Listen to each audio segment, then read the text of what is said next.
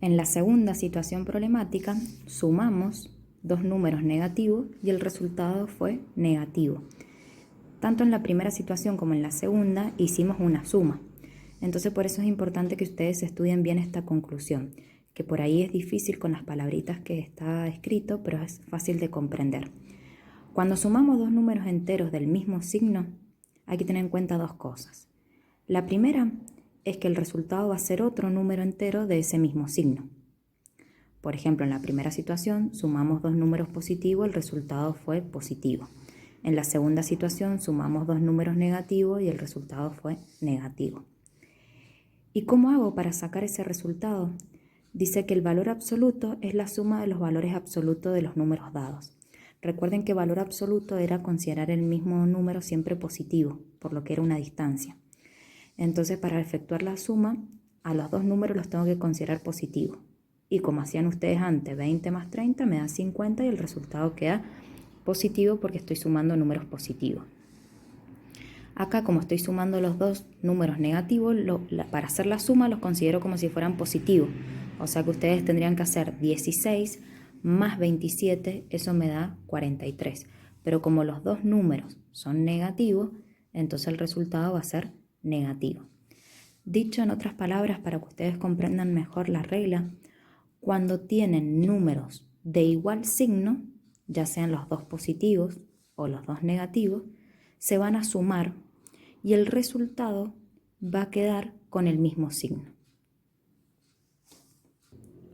Bueno, continuemos con la tercera situación problemática. Dice, era casi fin de mes y a Laura le quedaban solo 18 pesos. Había olvidado que, para entonces, pasaría una persona a cobrar 25 pesos por cierto artículo que había convenido pagar en cuotas. Le entregó lo que tenía, pero no le alcanzó.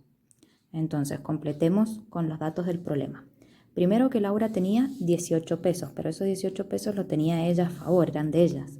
Entonces lo vamos a considerar positivo. Se le agregó, siempre dijimos que agregar era sumar, una deuda de 25 pesos, porque era lo que iba a pasar a cobrar la persona. Entonces estos 25, como es lo que ella tiene que pagar, es una deuda que tiene, lo vamos a poner negativo.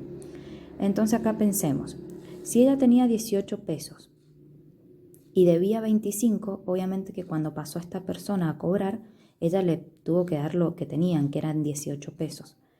Pero si debía 25, sigue debiendo, porque al final debe más plata de la que ella tenía. ¿Y cuánto más?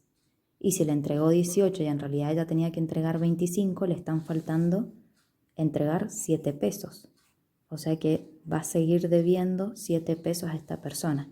Por eso hay que considerarlo negativo a ese 7. Seguimos con la otra página, estaríamos en la página 8. Hay otra situación problemática más. Dice, finalmente, Mari debía 26 pesos, pero obtuvo una ganancia de 54 pesos, con lo que pudo pagar su deuda. Entonces anotemos los datos.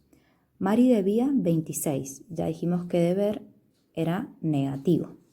Se le agregó, ya dijimos que era una suma, una ganancia de 54 pesos, pero como es una ganancia no hace falta que le pongamos el positivo adelante.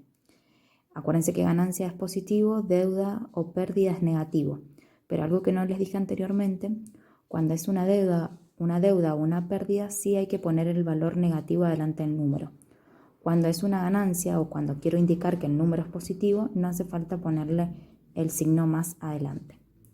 Entonces, fíjense que si debía 26 pesos y ganó 54 pesos, tiene más plata a favor de la que debe.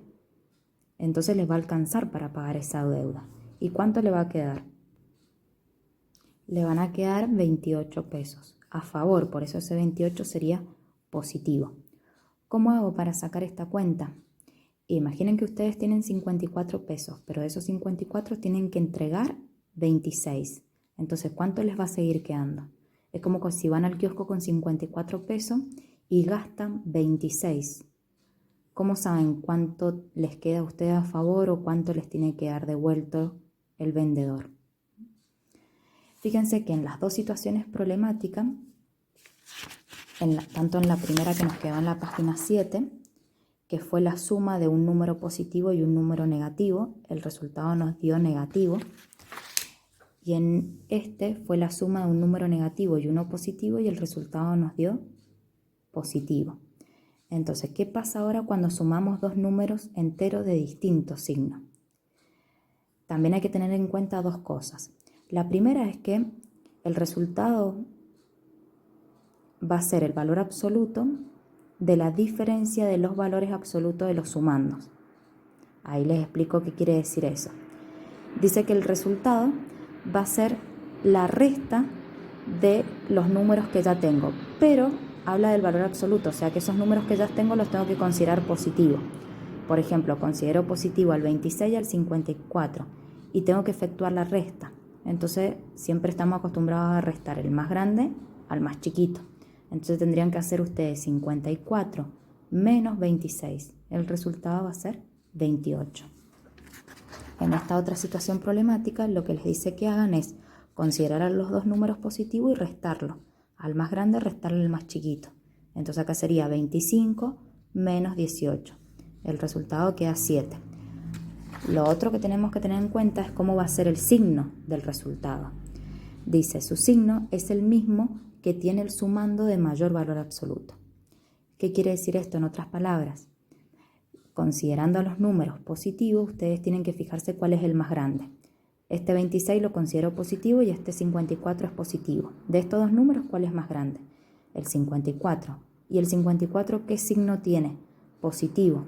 Entonces su resultado va a ser positivo. Es como que gana el que tenga el valor más grande.